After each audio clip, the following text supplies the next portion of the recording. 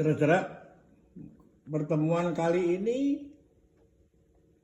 kita akan membahas bagaimana dampak ketika hati kita, ini hati kan ya, set ya, ini ya, ketika hati itu kalau diposisikan sebagai tempat yang sentral itu ya, sehingga demikian sentralnya sehingga dia bisa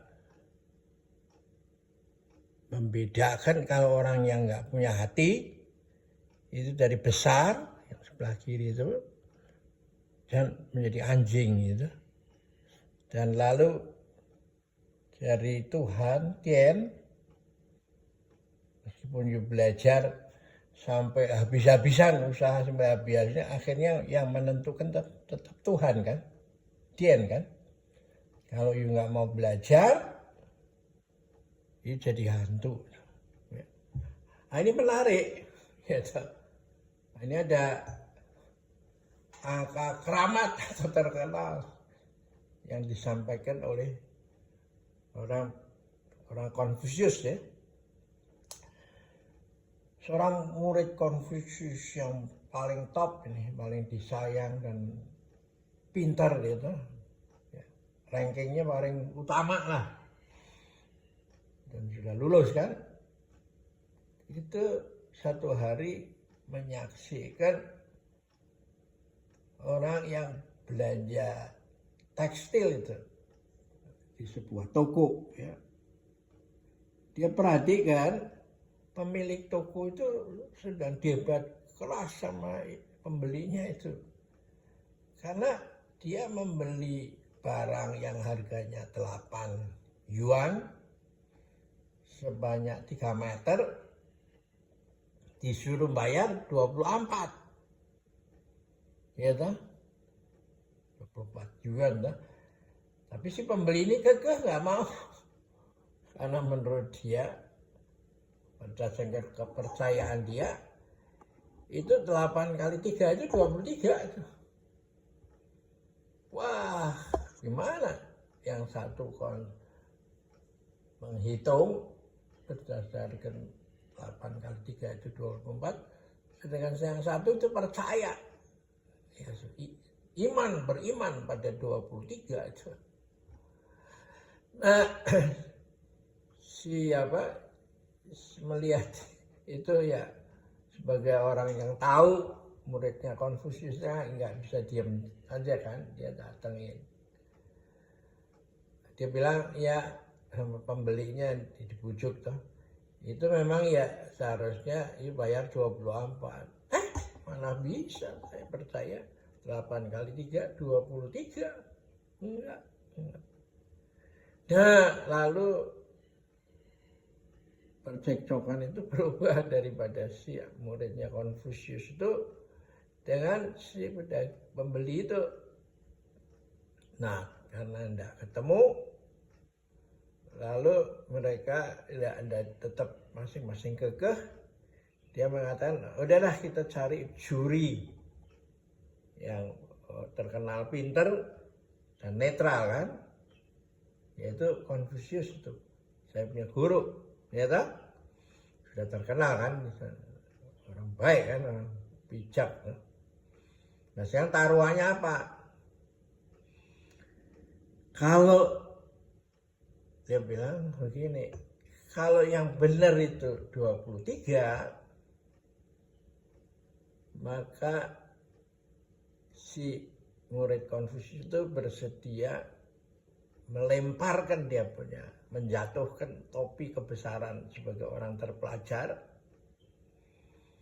itu di tanah ya, dianggap saya salah. Nah, sedangkan, nah kamu bagaimana? Oke, kalau kamu mau saya siap, kepala saya dipenggal itu.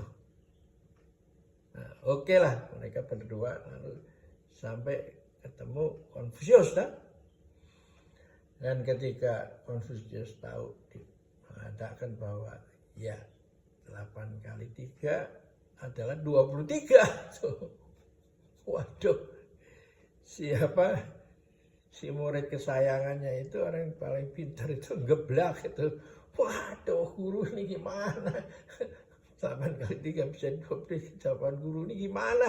Nah, kok berpihak pada dia itu, bukan pada kebenaran, dah. Lalu Konfusius bilang, begini, ilmu itu untuk menolong orang, bukan untuk menjebak orang. Kamu telah menyalahgunakan ilmu itu untuk menjebak orang. Bagaimana untuk urusan yang 24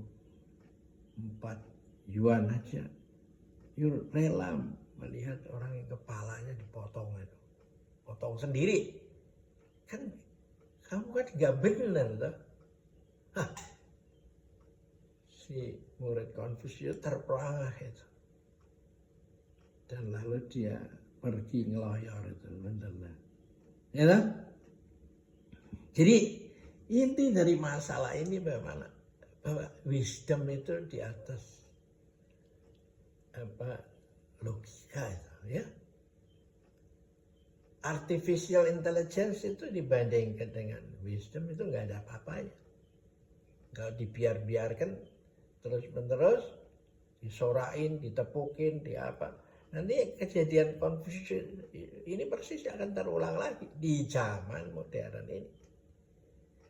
Nah, kita yang ada di Nusantara juga mempunyai pandangan yang seperti ini, yaitu antara Semar dan Batara Guru itu. Batara Guru itu adalah simbol dari intelektualisme itu. Semar adalah simbol dari wisdom itu.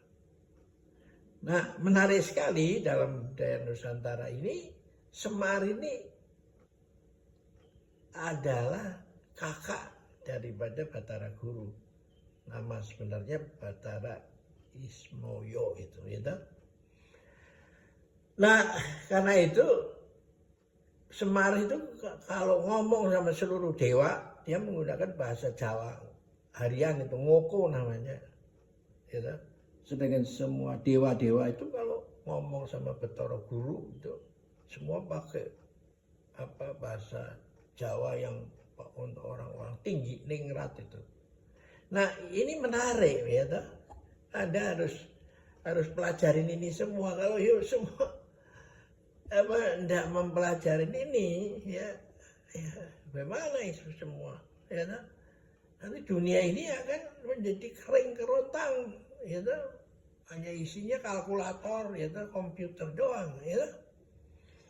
Oke, kita akhiri cerita kita yang menarik ini, dan itulah sebabnya lalu saya tahu, kalau begitu mengapa peranan hati ini menjadi dampaknya itu beda, itu hati dengan Tuhan. Kalau Tuhan takut pada sesuatu, kalau hati itu takut pada suara hati, ya. Nah, dalam cerita silat, suara hati itu disebut golok pemburu naga. Sedangkan suara Tuhan itu disebut pedang langit itu. Nah, inilah yang menjadi latar belakang munculnya ilmu Tai Chi. Oke, kita berakhir sampai di sini.